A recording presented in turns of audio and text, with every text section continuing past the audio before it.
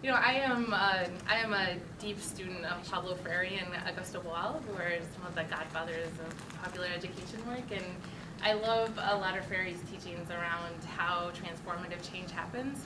One of his, or like sort of his central theory is that, you know, we have experiences, all of us, you know, just every day in life, right? We have experiences.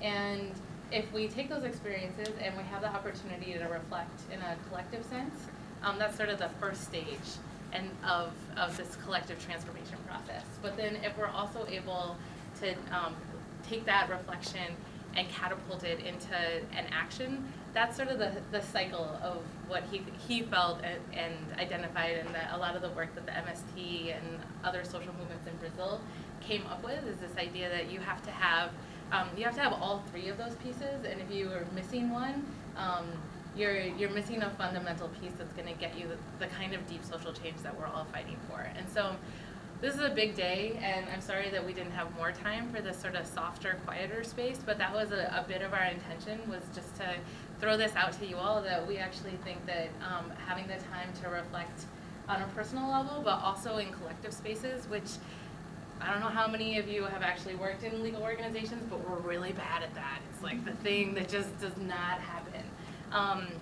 And we're trying to spark that back into our community cultures a little bit, because we think that it's one of the missing elements that's gotten us a little bit off course, and the more that we're able to bring some of that spirit back, the more powerful and the bigger wins that we're going to have in the future. I wanted to call this session something about like a front porch stoop or something, because we want to emulate and just forgive the space, just pretend you're having an intimate conversation in your favorite like hangout spot with, you know, outside. Outside. Outside, yeah, we're, close your eyes everybody, we're far, far from this room, no. And just to get the chance to get to know some folks who are really veterans in, no, well, veterans. Not yet. Well, another 2 years. You can be a veteran and be very young, which is one of the reasons why we, you know, we intentionally pulled folks together who were at different stages in the movement lawyer journey. But Noura Erakat, if you all don't know her, is one of the premier Palestinian American activists. When I was doing a little research on you and talking around with folks, what really stood out for me is that she is someone who has filled some of the most diverse niches that I've seen a human being fill. So she's worked on Capitol Hill, she's like had a foot in the political world of DC, she is a prolific writer and author, she's a mother, and she's absolutely a warrior. And if that all weren't enough, she's also an attorney, which is why she's here with us today. She did her undergrad and law school, right, in California. She has worked as the US-based legal consultant for the Badil Resource Center, which is out of Bethlehem. She is a contributing editor for Jadiliya, which I do read, even though I can't pronounce. If you haven't read that, it's like an electronic zine magazine. It's a really really powerful authors contribute there. It's a great source of information. She's an organizer. You know, she's been a part of seeding some of the most powerful work that's happening internationally around Palestine solidarity work, including having a big role in the boycott, divestment, sanctions movement in the U.S. And she just took a new job, which I can't remember where it's at, but maybe you could tell us that. Sure. I start as tenure track faculty at George Mason University's New Century College this fall. They actually took me. The end of that story is that politics has changed where I'm no longer the fringe. So then we can talk about that. No, the nice thing, you know, when I saw that you worked in Congress, I said, what is this? This is this radical Palestinian woman I know. She worked in Congress, and then someone told me who you worked for. Yep. Dennis Kucinich. You don't know, I mean, what can you say? There you go, exactly. So if you want to ever Google a biography on Michael Ratner, you can you literally dig up hours and hours of archived interviews, and he has just a lifetime of work doing really the heart and soul of movement lawyering work. He came to CCR 5 years or so after the organization started. Is that right? Something like that. Is now the president emeritus of CCR. Is a past president of the National Lawyers Guild, is the current chair of the European Center for Constitutional and Human Rights in Berlin, also a prolific professor, or a prolific author, has been active in many movements throughout your lifetime. He's getting embarrassed, but you know, this is helpful for folks to see a little bit some of your social movement homes.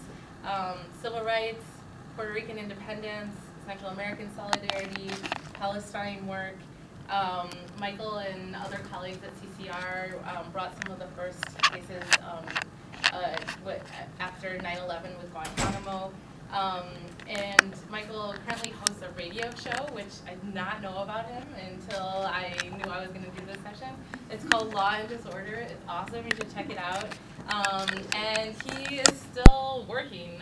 He is the legal rep for Julian Assange and WikiLeaks, and does a whole bunch of other stuff. So it is a just true honor to be with both of you. Yes, they don't want me to say anything more about them, so you all can pepper them with questions as this conversation goes on. But let's start it off with just a big round of applause for both of them. The front picture is Nakba, 66 years, right of return, and you still got a job. What can I tell you? Wait. So no, okay. So let's talk about this for a second. So I guess nobody's asked this question, but you know, here's the question, here's the answer, right? At what cost do you defend your principles, right? Because it comes at a very high cost professionally. And for me, doing Palestine work specifically, and it would be one thing if I was a solidarity activist doing Palestine work, because then I can blend and come in and out of movements. But I am Palestinian. My name is Palestinian. My family is prominent in Palestinian politics, so there was no escaping it. And so the cost was always high. And I actually lost a lot of job opportunities because of it. So I was, and we're speaking candidly, right? But I've been the primary candidate for being, I think, what is it, the director of international advocacy at Amnesty International in the Middle East twice. Their top candidate twice. And twice they just said, you have red flags, we can't hire you. Right? And I've known this. And I've known the only reason I got the job on the Hill, okay? And here's another bit of the story. The only reason I got that job doing domestic policy subcommittee work and oversight in government reform committee is because Mr. Kucinich's chief of staff at the time saw me on Bill O'Reilly holding it down. And so when I actually applied, I said, look, I know a lot of people want to attack Mr. Kucinich, but let me just tell you, I will have his back. I understand that. That's how I got that job, right? And then still, the APAC and the, what is it, the American Defense League, right, ADL? Anti-Defamation League, oh my God, Anti-Defamation League and the Jewish Defense League, right, all went to see the chairman of that committee that I was legal counsel for to say you have to fire her. She is an anti-Zionist, you know, self-proclaimed anti-Zionist. And so in that moment, Mr. Kucinich had my back and said, she's not working on Palestine, it's a domestic policy subcommittee, so I don't care what she thinks on that, right?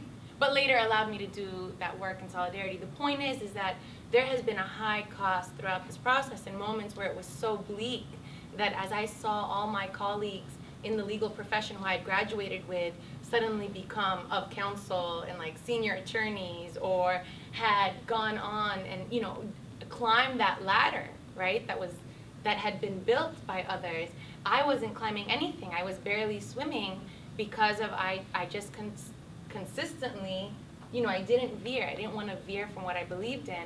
And so, and the moral of that story is that work pays off because the political climate shifts. It shifts in response to the work that we do. So the vindication is the political climate is shifting. That's the biggest vindication. The secondary and tertiary benefits of that is that people like me, right, can get jobs at mainstream universities. And in fact, the faculty at George Mason University, when we passed the Academic Studies Association, the American Studies Association academic boycott of Israel, the faculty congratulated me on that victory, which is, right? That would have never, ever, ever, ever happened. And so I guess I'll ask you that question. At what professional cost? What does it cost you, and what have you learned? Let's talk about a recent one with Brandeis University. Do it. I was on a board of ethics at Brandeis, and I say was up until a few days ago.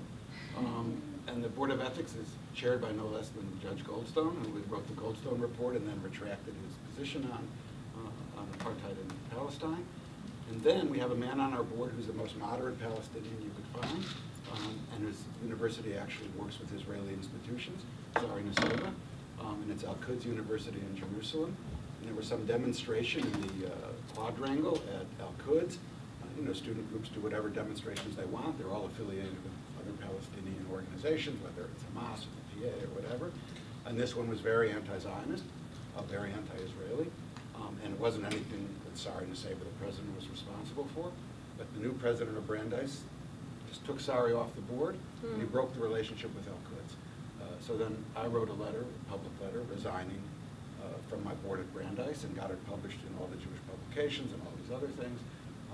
And when you say about cost, that wasn't my profession. It wasn't, was it nice to hang out with these people? Yeah, maybe in some way. But I was so far to the left of them, it was irrelevant. But somehow they tolerated me because I had gone to Brandeis as a kid. So they tolerated me as this alumni who'd done the Guantanamo cases and all this stuff, and they were willing to leave me on that board. And then I just said absolutely not. So when you say professional, well, that's one way. The other ways have more. I pretty well stayed in the left side of law forever, and somehow I still got teaching jobs at some point. But the first job I got, which is Columbia, teaching the clinic, which was probably early '90s, and was teaching the alien tort statute or something. I don't remember. But when I first they asked me to teach there, and I was a professor, and there were objections by the faculty, and they said, "Was this the same guy who tried to burn down the law school in 1968?" And there were. Was it? Well, I was at Columbia Law School in 1968. But that was actually, in terms of political transformation, if we're talking, that was my point of real transformation. So I dropped out of law school in the great years of 67, 68. Great years in many ways, except, of course, King's killed, Bobby Kennedy's killed. There's urban rebellion everywhere. And I worked for Legal Defense Fund, which was the legal wing of the NAACP. Which compared to where my politics turned out with the National Lawyers Guild, they were somewhat oppositional in that period because of the anti-communism of the sort of liberal establishment. But anyway, they sent me down to Baltimore, and I was there when King was killed, and there were tanks in the street. I couldn't leave my motel for 4 days.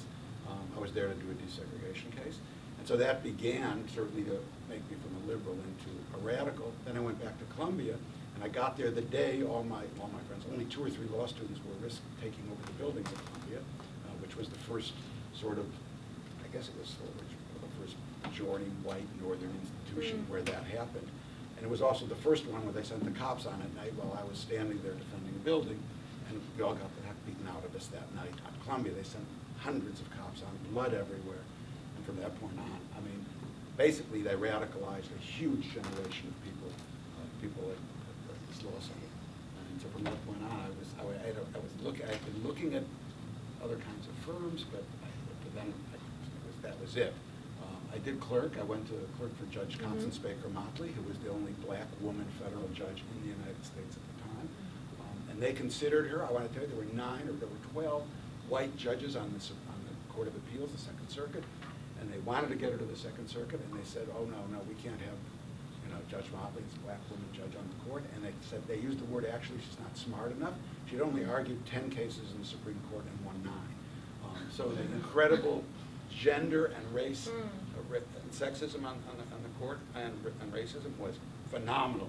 I have to bring her lunch sometimes because she wouldn't go to the dining room because no one would sit with her in the dining room. And this is 1968, and this is 1970 in New York City. So those experiences, when I left, I was going to go only to the Center for Constitutional Rights. It wasn't an issue. They were doing Chicago, Vietnam. when you talk about 50 years, the center was founded out of Freedom Summer. That's where it began.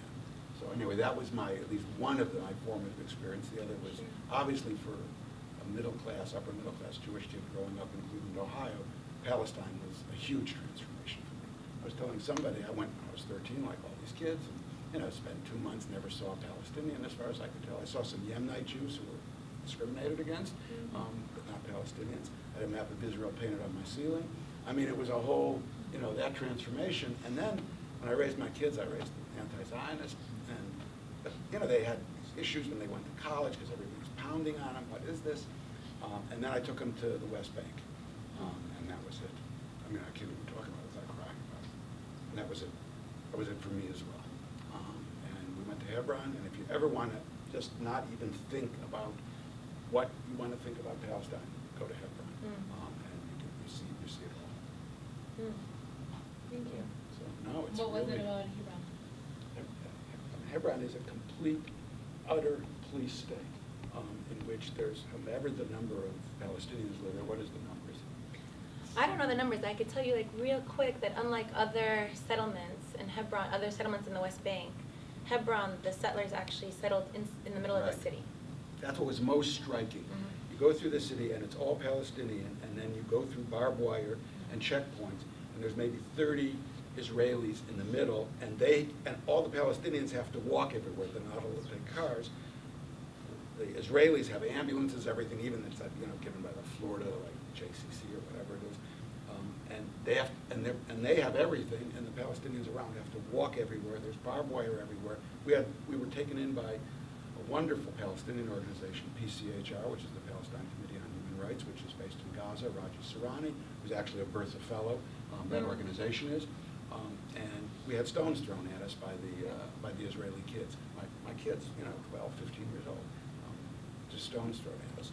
And then and then they have a net over the market where the Palestinian market is, and it's filled with bottles and glass and everything else. And then the doors, they'd close down every single Palestinian store on a particular street, and on the street there's Jewish stars on the street, and you could just have taken the same picture from 1938 in Germany and put that picture right, and I did it. I put it right next to the picture of the Jewish stars on the Palestinian stores. I mean, it was a devastating, just a devastating for me personally, my kids, and after that, you don't know what to say. No, Hebron is the site of the most visceral and tangible violence in Palestine.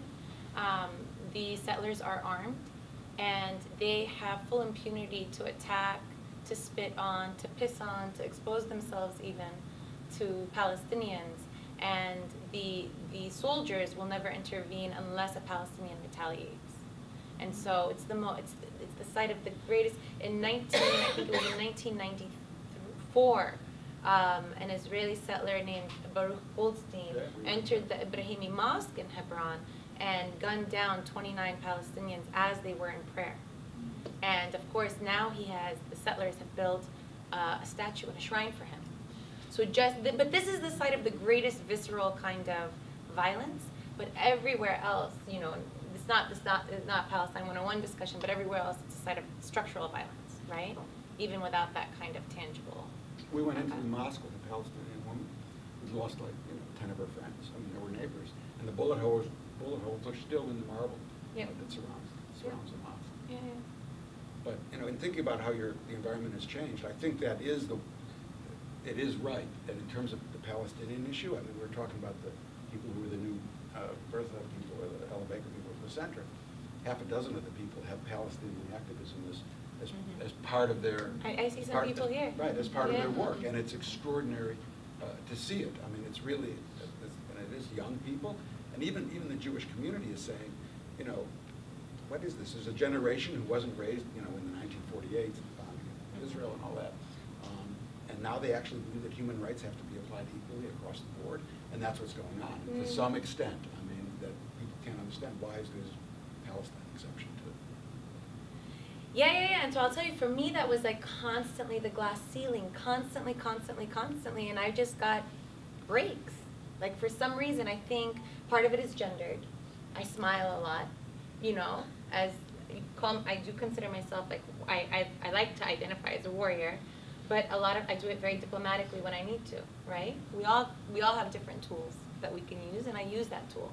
And so I for whatever reason, I've just used those breaks. And one of the big breaks was being an Ella Baker at CCR in 2004. That was huge. It was the one experience in law school, and ask all my friends, that I did not complain about. One experience in law school that I walked away thinking, these are my people. This is my tribe, right? And then another big break was getting a fellowship with the New Voices Fellowship. In fact, I'm having lunch with the person who selected me tomorrow. He said, I had to fight for you. Nobody wanted you because of your Palestine work, and they tried a fellowship to work with the U.S. campaign to end the Israeli occupation to seed BDS campaigns. It was unheard of to get, any kind of fellowship, these post-grad law fellowships, doing Palestine work. But because this one person fought for me, I was able to get it, because the person who was arguing against me was using, really silly arguments, like her grades, in this one class weren't adequate. Like, really? It's obvious what's going on, right? And another break was this congressional thing, and then so on and so forth, so on and so forth. But it's been an series of exception. And talk a little bit about some of your more early formational experiences, like some of your aha moments in your journey earlier on. Because Michael shared a little bit. Mr. Ratner's journey? Yeah. Counsel. So my earliest journey, and this is just being really, really, really, really real with you, my earliest journey was probably at 11 years old, growing up with 3 brothers in a Muslim household, first-generation immigrants, and I just could not understand why they had no chores and got all the privileges of playing outside, right? And all I wanted was to be outside as much as they were, and that they had to share the work. And so that was my first protest, at home, literally, with a broom turned upside down, and saying, hell no, I won't clean, and getting beat down for it, of course. But not, for me, I was just, this idea that, and I kept getting told, women are born with certain talents, and boys are born with certain talents, and, we're not being unfair, this is just what you do better. And so, for me, it was a feminist lens, and so my first heroes, I didn't even know what Palestine was, my parents didn't teach me about Palestine. So that was the other thing, they just didn't teach me, they wanted us to do and be as far away from it as possible. Because they had come so far to give us this chance, why would we mess it up?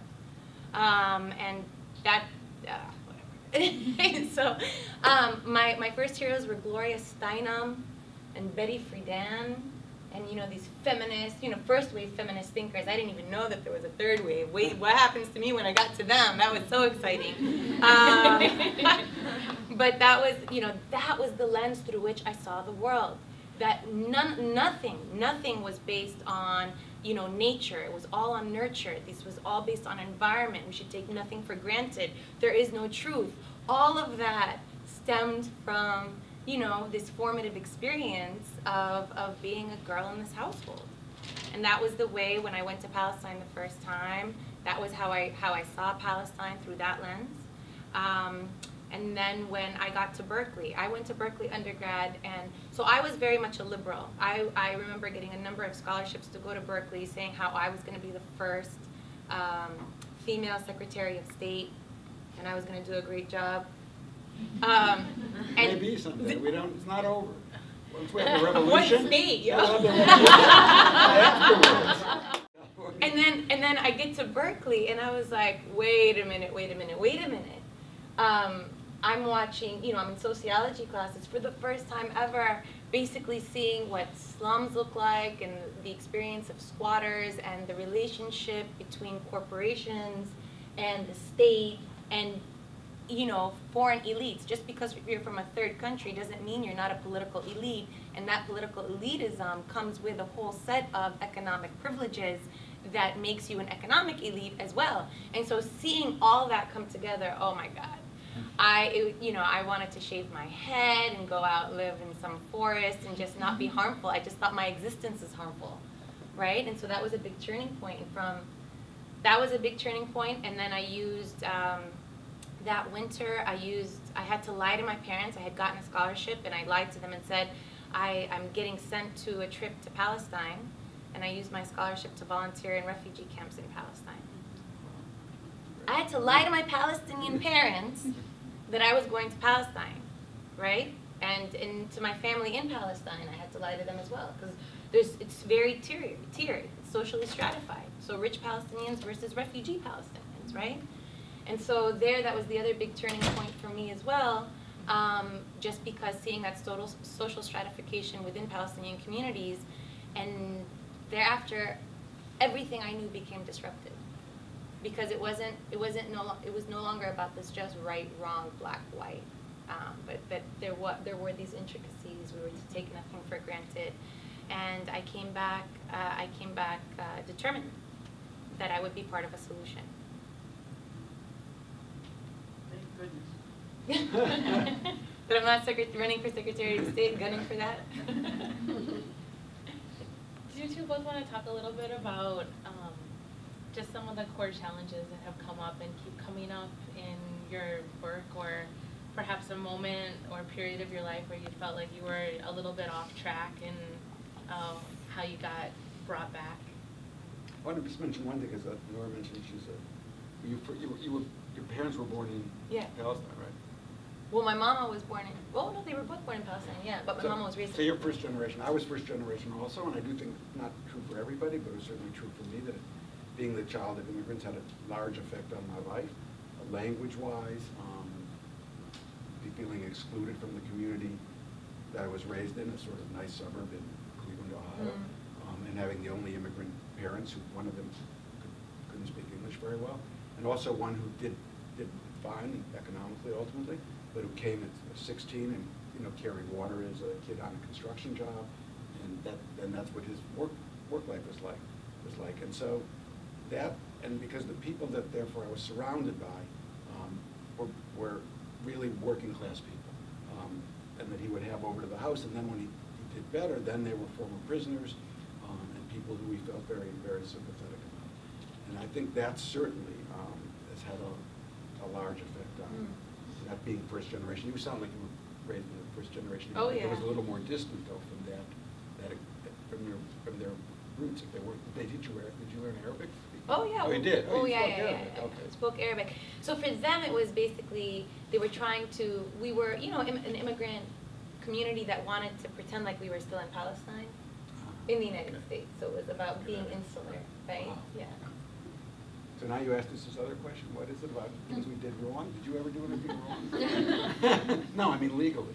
I mean oh yeah, professionally. that. Of course, we all do things wrong. So professionally, there was a really dark moment professionally where after I worked on the Hill, I left the Hill. I knew it was limited because I didn't want to climb the ranks. Because once you work in Congress, you only climb the ranks higher and higher. There's nowhere else to go. You can't stay in the same thing. And doing so, you increasingly, it's an incremental move away from your principles.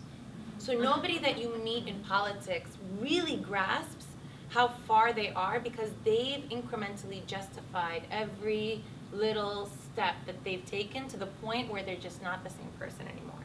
And it's very self-serving, and it's in the pursuit of power.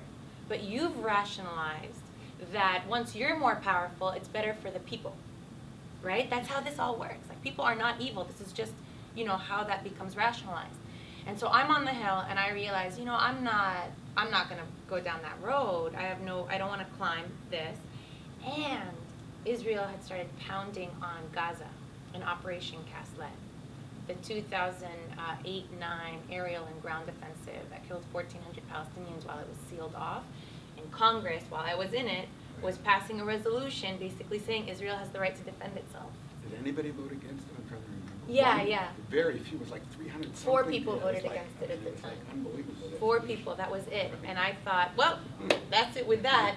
And I actually, the last day I resigned, and the last day I worked, I joined Radhika's not here, Radhika Sena. Right. I was on an NLG fact-finding delegation to Gaza. So resigned from the Hill, went to Gaza, and then came back, and here was my mistake. I was trying to build, help build the Palestinian constituent lobby, because we didn't have a lobby to quarrel any power, right? And my big mistake was my own naivety, because there's two kinds of power, right? Or politics. There's politics with a big P, and that's this formal politics that we basically see play out. Do you all watch House of Cards? That's big P politics. And then there's lower case P politics, and that's the politics that we're involved in, right? We're developing power in many, many different ways, and we're leveraging it. And I was just, you know, most of my life, and still to this day, but less so, I've just been heart-driven, right? And I couldn't distinguish the two, and so I trusted too many people, and I just put myself out there and didn't really, you know, I thought people that I was working with were my friends. Nobody is your friend when you do this work. Everybody's just trying to, you know, see how much more they can grow their power. And so there was my big fumble in that realm, and I had to resign from the post that I was in, and it was a public display, and it involved other fallouts where I was beat up by the left of my community and the right of the community at the same time, and that was the most difficult time for me. I actually left after that, and I took a time off, went to work on human rights in Lebanon on behalf of Iraqi refugees, and that's where I started just, you know, I had to get away from it all to figure out what was it that where had I gone so wrong? And then in coming back, it's been finding a way back. Part of it, listen, part of it was just being in Washington, D.C., and I don't belong there, right? Please don't move there. If you can avoid it, don't. I happened to fall in love, and I stayed there. So that's where I'm at. But that was the big problem, I think, for me. I would agree. Washington, one of the worst places. The center is, everybody knows the center well, we don't do really any lobbying at all. We don't go near Washington. And I never had to make your mistake because, no, by the 68, 69, 70, all our clients from Abby Hoffman and everybody else were just making fun of Congress. They were wearing, you know, war paint into their congressional hearings when they subpoenaed them. It was a complete chaos. I mean, just complete chaos. I mean, we've testified in Congress, I have, but basically, we stay away from it, partly because the human rights organizations there, which maybe somebody has to make the compromises. You know, like how many warplanes is Indonesia going to get for bombing East Timor? Is it going to be 100 or is it going to be 12? Right. And human people will compromise on 12, and of course, what am I going to ever say to that? You know, no warplane. So it never, Congress never really was operative work. And now we're going on, because Bahar's here from, you know, the legal director from the center, and you know, all the stuff that the National Defense Authorization Act, and what are we going to do about Guantanamo and everything, and on and on and on, and the listserv goes on and on and on. How are we going to amend the statute? And, you know, come on, guys. I mean, and in the end, Obama's going to let him out. We're going to get him out. We're going to get him out with pressure in some way or other. It's not going to be through some manipulations in Congress. But the question was mistakes, and I thought about that, and obviously I make, you know, a million mistakes in my life, but I don't feel that from a career perspective that it doesn't have to be a mistake, or just challenges. Like, what are the hard points? Well, we had hard points, but I mean, Palestine was one because we had to get into it very slowly at the center. None of our base of funding in the beginning was old lefties and civil rights people from the 50s and 60s. So those you could move, but there was nothing on Palestine on the agenda then. As it grew, then we got funding from, you know, more straighter foundations, not very straight, but straighter. And the Palestine issue could have, you know, demolished us. And so we did it very slowly. Even today, I would bet we're the only human rights organization in the country doing, I mean, legal organization doing Palestine work. We represented the Gaza Flotilla. We work on the, you know, we're partners with the Palestine Solidarity Legal Support Project. Caterpillar, we sued for on behalf of the Corey family. So, but that was a slow transition over. You sued Avi Dichter, you sued Moshe Adon. Over a period of years. And it took a fair amount of, we got criticized for it all the time, and not as much anymore, as I said, as Nora said. The environment has changed. The decision on Guantanamo was a huge one. We were a few blocks from 9/11. A number of us were actually near there when it happened, when 9/11 occurred. And immediately they're picking up Muslims all over the country. And so we luckily had a couple of Arabic speakers in the office, and we started immediately representing Muslims who were taken to prisons, young men between 18 and 35 years old. So that was the start of it. And then we saw the first presidential order that said he's going to put people in an offshore prison at the Guantanamo then in November, and they're not going to have any habeas corpus. They're going to be tried by military commissions if they're tried at all. We sat in the office. We're a much smaller organization then than we are now, and we thought, and there was objections in the office, not many, but it said we're going to lose our funding. You know, we're going to be completely wiped out. They were the worst of the worst. The hate mail just would pour in on it if we ever did it, and it did. And we decided to take those cases, and you know, it was a huge decision. We thought that the place could go under, but as it turned out, we were right. And the slogan I always used for it, which I never understood, and I think people heard me say this before, but Marx or Lenin or one of those guys had a slogan, "Be as radical as reality," and I never really understood what it meant. But it meant that you really have to see reality for what it is and be as radical as it is. And the example I give is Attica. When I walked into, this was a turning point, when I walked into the center in 1971, I'd been at Columbia in the South, quote South Baltimore, in '68. Baltimore was South. It was then for me. You know, it was a time in which just really shifted people's opinions. An entire generation coming out of the Second World War, my age, you know, just shifted. Well, I have lots more questions for you, but I also want to give folks in the crowd a chance to ask questions. Anyone? Being solidarity with Palestinian people, what kind of personal costs, like in terms of friendships and other kinds of personal relationships? The people I liked and who liked me anyway, right, already had these ideas around Palestine for the most part. So it wasn't so much. I guess the other personal cost, though, was just learning, you know, the major turning point for me, and this is not exactly your question, but there is a personal cost to being consistently, you know, focused and working really hard. So my return from that particular trip I told you about instilled me with a deep sense of guilt that were it not for fortune, I could have been born anywhere else in the world under different circumstances without the privileges that I have, as much as it's still stacked against us. And so it just became this guilt that it was only pure fortune that I happened to be born where I was and have the opportunities that I had, and that was the place that I worked from. And so the biggest turning point, and this didn't happen until after, you know, maybe a year or two after I graduated law school, where I, you know, had to reevaluate that, because Ahmed knows I would run myself sick and, you know, constantly stressed out and suffering from anxiety and whatnot, and didn't know how to sit still. I think I'm getting good at that. I thought it was a lot of coffee. A lot of coffee, yeah. But learning to operate from a place of love, and that took a lesser toll on me personally. So the personal battle, I think, has been an internal one. Yeah, for me, it's by the time I really got that active on Palestine, that's 15, whatever the number of years. You know, and it's one thing I think is important for everyone to understand is the sense of comrades around you is probably one of the most critical things you can have in your life.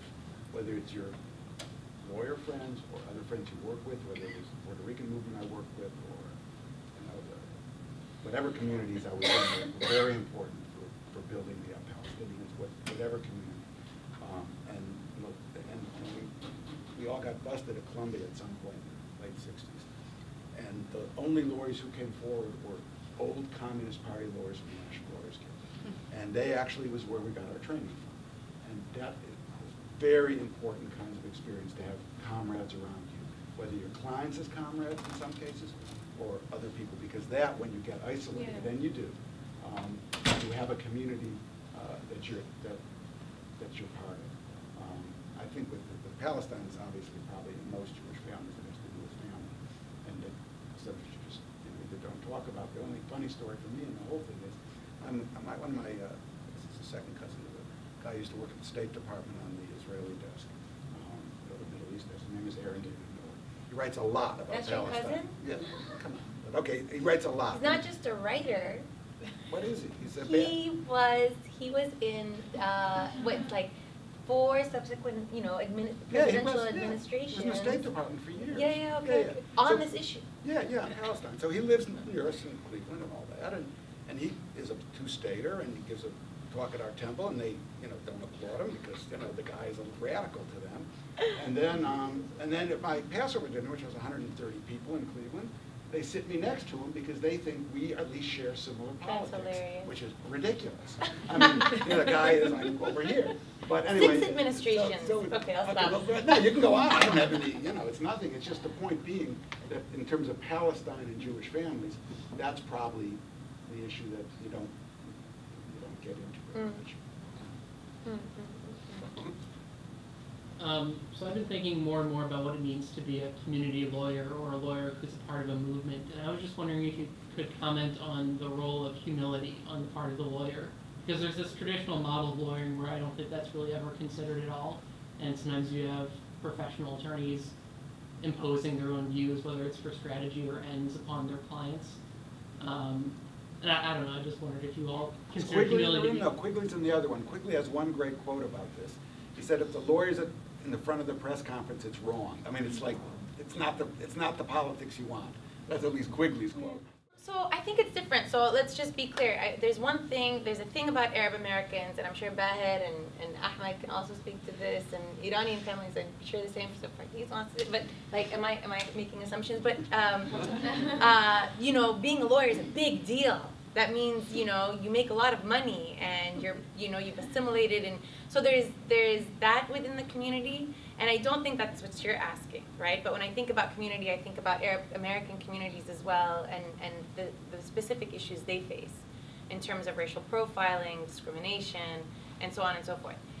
On my particular issue, on the work that I do on Palestinian human rights, that has never been an issue, right? This idea that Palestinian lawyers will lead Palestinian liberation, don't worry about it.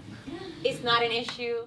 Lawyers are pretty fringe. Now what's happened, however, and this is recent, is that because there's been a death of politics as a result of the Oslo Accords, right, and the death of the PLO, or the Palestinian Liberation Organization, which had hitherto represented a national or a holistic Palestinian national body globally, and the collapse of that, what happens is that BDS begins to rise as the panacea of Palestinian liberation, and the 3 demands that BDS is rooted in is in international law. So, this is an internal discussion that's been happening. Now much of the criticism has been a criticism against the law itself. That is not the metric by which we determine liberation based on international law, because international law is, right, it's a derivative of an imperial regime, right, as far as critical scholars have well documented, like Anthony Engie and Duncan Kennedy and others. And so, hopefully myself soon. And so, part of that's been a major challenge, and something I've been personally accused of because of the privileges that I have and the spaces that I've kind of elbowed into. There's also been an accusation that lawyers have begun to speak on behalf of Palestinians instead of letting Palestinians, the activists and the common person, to speak themselves, and so that lawyers are taking up an inordinate amount of space because we're able to communicate these liberal ideals to global audiences in ways that have proven effective. And so that, by the way, is an ongoing discussion. We've had publications back and forth in response to one another of what it means, where is the real blame for it. But, the heart of that, as far as I'm concerned, I'm an activist first, right? Law is a tactic. Law is a tactic. And so it's always been, and that's what drove me to law school and what's driven me afterwards. When I try and edit something or write something, I always want to put in, the legal rights of Palestinians to a homeland or whatever I want to say. And of course, that is going into already what's becoming part of a debate on whether we should talk about these as legal rights or as something else. In terms of the other issue of how you work with communities and groups, I can tell you right now, working with people like WikiLeaks and Julian, forget about the lawyers. I mean, like people tell me you should control your clients more. So, it's not, but you can't. They're activists, and that's what they are, and you have a certain function. When I worked in Central America, obviously, with all those kinds of groups who were in the process of trying to overthrow their governments, et cetera, obviously we were lawyers. We weren't the spokesperson. We weren't any of that. And in terms of roles of lawyers, my son works at Coalition for Motley Workers in Florida. And they actually don't believe in lawyers. They believe they have to do organizing out. In the end, you'll write the contract with the lawyer. But in the end, that's all the lawyer's good for. And the reason he's never going to go to law school is exactly that, and he sees me. So anyway, that's it. So the lawyer is in it. Now, other cases, it's different. Take Guantanamo. What do you do about that? I mean, Bahar's here. I mean, who were the spokespeople for Guantanamo? When we started, we didn't even know our clients. We didn't know anything. We had to be the spokespeople on everything we did about Guantanamo. We had no movement. The only movement we quote created is a movement of lawyers, which is not the best kind of movement, particularly when they're from a variety of political backgrounds, and there's huge fighting over the tactics and how it's going to happen. So there's problems. I don't know if Bahar wants to say anything, but that's. But Nuda and Michael live in the real world, and I'm sure would be totally down to. As opposed to. Well, like, you know, you're real people. Like, these folks that are in the room can get in touch with you. You can continue the conversation. Yes, I get it. Okay. And I thought that maybe we could just end with both of you just sharing a little bit of your outlook for the future. Maybe some advice, if you have any, for folks who are just starting off in this journey, or you know, what keeps you inspired and going in the work that you do. It is what you do for the majority of the hours of your day. So if you're spending 12 to 14 hours a day doing something that you can't, you know, that you don't enjoy the process and enjoy the output and enjoy everything about it, you have a problem. So you want to make sure that whatever, so if that means you change careers, that's okay too. You can be effective in other ways. You don't have to be a lawyer to be effective, right? You can change careers and bring other things in, but you have to find that that's going to motivate you. Your satisfaction, your happiness, and your well-being is absolutely key.